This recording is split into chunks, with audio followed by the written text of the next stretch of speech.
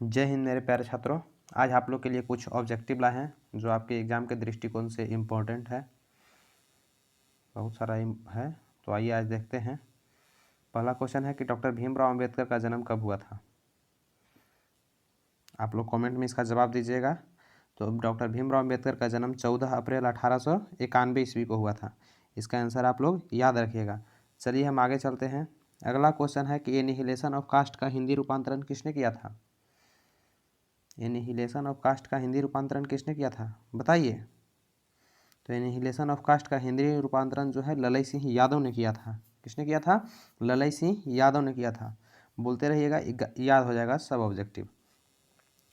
तीसरा क्वेश्चन है कि मानव मुक्ति का पुरोधा किसे कहा जाता है। तो मानव मुक्ति का पुरोधा बाबू डॉक्टर भीमराव अंबेडकर को कहा जाता है। मानव मुक्ति का पुरोधा किसे कहा जाता है? तो बाबा साहेब भीमराव अंबेडकर को कहा जाता है।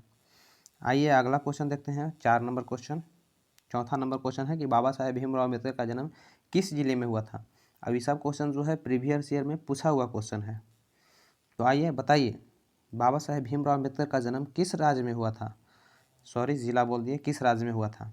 तो इनका जन्म हुआ था महू मध्य प्रदेश में हुआ था। कहाँ हुआ था बाबू? महू मध्य प्रदेश में हुआ था। उसके बाद है भारत में जाति प्रथा कैसा कारण है। बेरोजगारी भारत में जाति प्रथा का प्रमुख कारण क्या है। तो भारत में जाति प्रथा का प्रमुख कारण है बेरोजगारी। क्या है बाबू? बेरोजगारी है। उसके बाद आइए आगे हम देखते हैं। अगला क्वेश्चन है कि जाति प्रथा स्वाभाविक विभाजन नहीं है, क्यों? क्योंकि इसमें रुचि के आधार पर काम नहीं मिलता है। इसमें रुचि के आधार पर काम नहीं मिलता है, इसलिए जाति प्रथा जो है स्वाभाविक विभाजन नहीं है। तो इसमें रुचि के अनुसार हमको काम नहीं मिलता है, तो इसका आंसर हो जाएगा ऑप्शन डी। चलिए हम आगे देखते हैं। अगला क्वेश्चन का है, अगला क्वेश्चन कह रहा है कि आदर्श समाज स्वतंत्रता, समानता और भ्रातृत्व पर आधारित होगा, किसने कहा था? यह किसका कहना था? तो यह कहना था डॉक्टर भीमराव अंबेडकर का। किनका कहना था बाबू? तो डॉक्टर भीमराव अंबेडकर का था कहना। इसका आंसर क्या हो जाएगा? ऑप्शन बी हो जाएगा। चलिए हम आगे देखते हैं। अगला क्वेश्चन का है, अगला क्वेश्चन है कि आधुनिक समाज श्रम विभाजन को आवश्यक क्यों मानता है। तो आधुनिक समाज जो है श्रम विभाजन को आवश्यक इसीलिए मानता है कि वो जानता है, उसको लगता है कि कार्य जो है अच्छा से हो पाएगा, तो कार्य कुशलता के लिए। तो इसका आंसर क्या हो जाएगा बाबू? ऑप्शन ए हो जाएगा। ऑप्शन ए इसका आंसर हो जाएगा। चलिए आगे देखते हैं हम लोग। आगे क्वेश्चन है कि भारतीय संविधान का निर्माता किसे कहा जाता है। तो भारतीय संविधान का निर्माता आप लोग को मालूम होगा कि भारतीय संविधान का निर्माता भीमराव अंबेडकर को कहा जाता है। तो इसका आंसर बाबू हो जाएगा सी। क्या हो जाएगा बाबू? सी हो जाएगा। उसके बाद है अगला क्वेश्चन है कि भीमराव अंबेडकर का जन्म किस परिवार में हुआ था। भीमराव अंबेडकर का जन्म किस परिवार में हुआ था। तो भीमराव अंबेडकर का जन्म बाबू दलित परिवार में हुआ था। किस परिवार में हुआ था? दलित परिवार में हुआ था। ऑप्शन सी हो जाएगा इसका आंसर। उसके बाद है कि भीमराव अंबेडकर किससे प्रेरित थे।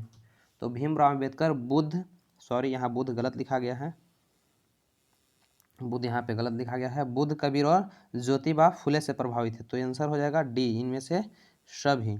ऑप्शन डी, बुद्ध, कबीर और ज्योतिबा फुले सभी से प्रभावित है। उसके बाद है 20 के दांत पाठ कौन सी विद्या है। कहानी है, भाषण है या व्यक्ति चरित्र है। तो 20 के दांत जो है कहानी है। क्या है बाबू? कहानी है। तो इसका आंसर क्या हो जाएगा? बी हो जाएगा। 20 के दांत का है कहानी है।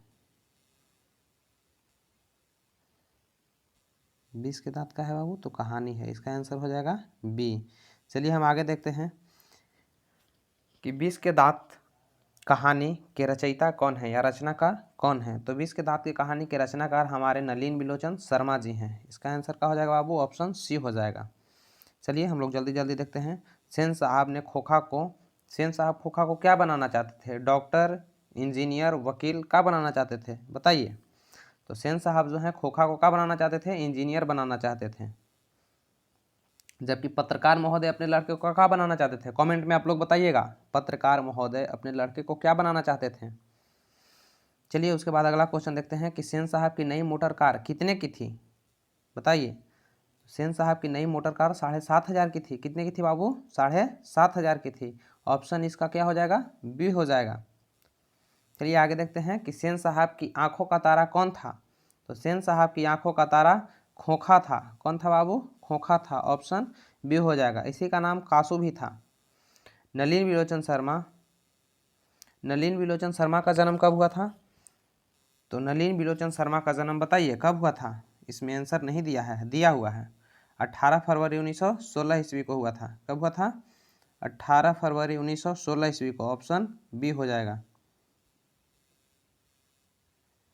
देखिए एक छुट्टी यहाँ पे आ गया है ऑप्शन। उसके बाद है कि खोखा के कितने दांत तोड़े गए थे? तो बताइए खोखा के दांत किसने तोड़े थे? तो खोखा के किसने दांत तोड़ दिया था? मदन तोड़ दिया था। कब तोड़ा था? जब लट्टू नचा रहा था। तो खोखा के दांत कौन तोड़ दिया था बाबू? तो मदन तोड़ दिया था। ऑप्शन ए सही होगा। उसके बाद है किसके अनुसार सेनों ने अपने सिद्धांत को बदल दिया था? बताइए किसके अनुसार सेनों ने अपने सिद्धांत को बदल दिया था? खोखा बेटियों के अनुसार, खोखा के अनुसार, मदन के अनुसार कि गिरधर के अनुसार? तो इसका आंसर होगा किसके अनुसार बाबू? खोखा के अनुसार। Option B. बहुत ही बदमाश लड़का था खोखा। उसके बाद आपका है 20 नंबर सवाल कि ऐसे लड़के ही आगे चलकर गुंडे, चोर और डाकू बनते हैं, यह कथन किसका था? ऐसे लड़के ही आगे चलकर गुंडे, चोर और डाकू बनते हैं, यह कथन किसका था? बताइए आप लोग। तो ऐसे लड़के आगे चलकर गुंडे, चोर और डाकू बनते हैं, यह कथन सेन साहब का था। किनका था? सेन साहब का। जो किसको कह रहे थे? गिरधर लाल को कह रहे थे। किसको कह रहे थे बाबू? गिरधर लाल को कह रहे थे। किसका था? सेन साहब का था। ऑप्शन सी हो जाएगा इसका आंसर। अगला क्वेश्चन है बाबू कि सेन साहब की कितनी पुत्रियां थीं? सेन साहब की पुत्रियां कितनी थीं? तो सेन साहब की कितनी पुत्रियां थी? बताइए। 4, 5, 3, 2। तो सेन साहब की 5 पुत्रियां थीं। ऑप्शन बी इसका आंसर हो जाएगा। 5 पुत्रियां थीं। रजनी, आलो, शेफाली, आरती, यही सब 5 लड़कियां थीं उनकी। चलिए अगला क्वेश्चन देखते हैं कि कौवे के झुंड में शामिल होने के लिए कौन लड़ा गया था? तो हंस जो था, जिसे हम कासू कहते हैं, कासू को हंस का संबोधन दिया गया है। तो हंस में ये कासू जो था शामिल होने के लिए कौवे के झुंड में लला गया था। ललाई तो हो गया था जब इन लोग लट्टू नचा रहा था तब। तो इसका आंसर क्या हो जाएगा बाबू? तो इसका आंसर हो जाएगा ए कासू। चलिए आगे देखते हैं मैक्स मुलर का जन्म कब हुआ था? तो मैक्स मुलर का जन्म बताइए कब हुआ था? तो मैक्स मुलर का जन्म 1823 में हुआ था, 1824 में हुआ था, 1825 में हुआ था कि 1923 में हुआ था? तो मैक्स मुलर का जन्म हम आपको बता दें कि मैक्स मुलर का जन्म 1823 ईस्वी में हुआ था। ऑप्शन ए सही है। उसके बाद है अगला क्वेश्चन कि हजारी प्रसाद द्विवेदी का जन्म कब हुआ था? बताइए 1905, 6, 7 कि 4? हजारी प्रसाद द्विवेदी का जन्म कब हुआ था? तो हजारी प्रसाद द्विवेदी का जन्म बाबू हुआ था 1907 में। कब हुआ था बाबू? 1907 में हुआ था। कब हुआ था? 1907 में हुआ था। 1907 में हुआ था। बताइए नाखून क्यों बढ़ते हैं? लेखक से यह सवाल किसने पूछा था? लेखक की छोटी लड़की। चलिए ये आपका अंतिम सवाल है। गुनाकर मुले का जन्म कब हुआ था? बताइए तो गुनाकर मुले का जन्म कब हुआ था? 1935, 1936, 1823, 1891? गुनाकर मुले का जन्म 1935 ईस्वी में हुआ था। 1935 ईस्वी में। इसका आंसर ये हो जाएगा। अगर आप लोगों को ऐसा ही वीडियो चाहिए तो आप लोग कमेंट करके बताइए हमको कमेंट में, तो हम पूरा प्रीवियस ईयर वाला भी करवा देंगे सब, साइंस का, सोशल साइंस का, हिंदी का। और आप लोग जैसा हो कमेंट में बताइए। और अगर इसका PDF किसी को चाहिए तो एक नंबर है, इस पर आप लोग मैसेज कर सकते हैं, व्हाट्सअप नंबर है।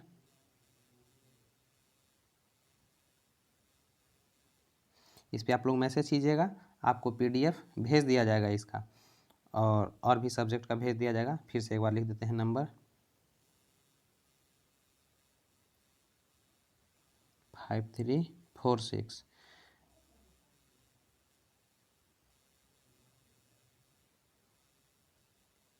इस नंबर पे आप लोग कांटेक्ट कर लीजिएगा। जय हिंद।